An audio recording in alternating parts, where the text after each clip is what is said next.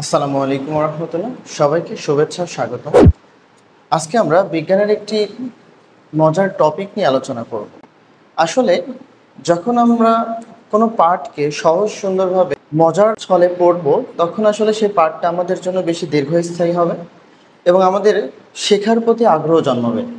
এজন্য আমরা যত বেশি মজার ছলে বা সুন্দরভাবে শিখব, বেসিক সহ শিখব, সেই পাঠটা আমাদের তত বেশি স্থায়ী হবে এবং সেই জিনিসটা বা সেই পড়াটা আমাদের বেশি মনে থাকবে। আজকে আমরা যে টপিকটা নিয়ে আলোচনা করছি সেটা হচ্ছে, আমাদের পৃথিবীতে মোট মৌল আছে 118টি।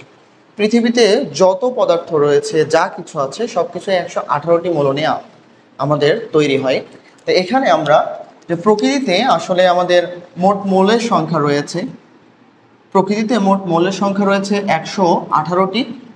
তার মধ্যে সবচেয়ে বেশি পরিমাণে রয়েছে হচ্ছে ধাতু। ধাতু রয়েছে 94টি। তারপরে আমাদের অধাতু রয়েছে 18টি। তারপরে আমাদের উপধাতু বা অপধাতু।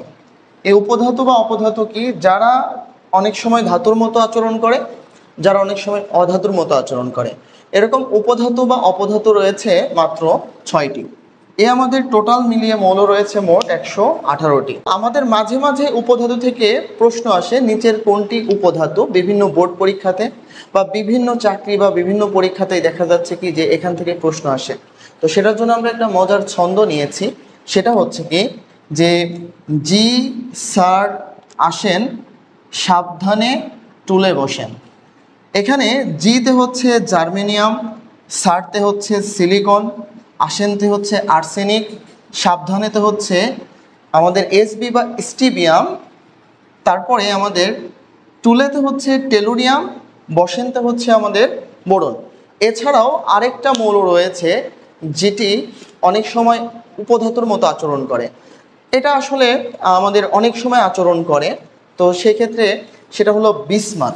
কোনো অপশনে যদি বিসমাথ থেকে থাকে তাহলে আপনারা সেটাও দিয়ে দিতে পারেন।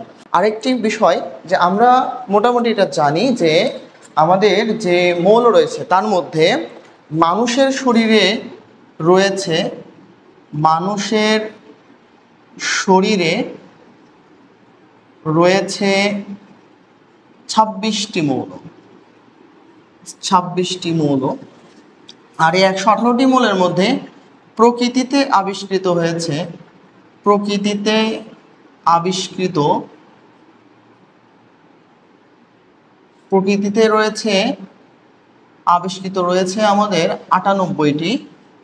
আর কৃত্রিমভাবে আবিষ্কৃত রয়েছে আমাদের, কৃত্রিমভাবে আবিষ্কৃত মৌলের সংখ্যা হচ্ছে 20টি। তো এখান থেকে অনেক সময় এমসিকিউ চলে আসে, যেটা আমাদের জেনে রাখা ভালো। অন্য একটি ভিডিওতে আমরা যে 18টি অধাতু রয়েছে সেই 18টি অধাতু নিয়ে আলোচনা করব। এই 18টি অধাতু খুব সুন্দরভাবে কীভাবে মনে রাখা যায় সেই ভিডিও আমরা দিব। তাহলে আমরা যখন অধাতুর 18টি মৌল জেনে যাব এবং উপধাতু বা অপধাতুর 6টি মৌল সম্পর্কে জেনে যাব, তাহলে বাকি থাকবে আমাদের ধাতু। তো এখানে এই 18টি আর 6টি যদি আমরা জেনে যেতে পারি, তাহলে আমরা দেখা যাচ্ছে এই 94টি যে মৌল রয়েছে এগুলো মনে রাখা আমাদের সুবিধা হবে। তো সেজন্য আমাদের সাথে যুক্ত থাকো, এভাবে মজার ভিডিও পেতে, যেন তোমার পড়াশোনার আগ্রহ যেন আরও বেশি বেড়ে যায় এবং তুমি যেন আরও বেশি পড়াশোনার প্রতি মনোযোগী হও, সেজন্যই আমাদের এই ক্ষুদ্র প্রচেষ্টা।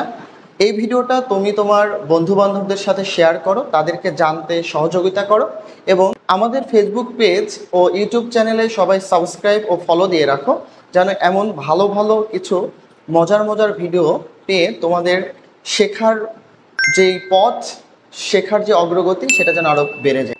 আজকের মতো এখানেই শেষ করছি। ইনশাল্লাহ দেখা হবে আগামী দিন কোনো একটি নতুন ভিডিওতে। আল্লাহ হাফেজ।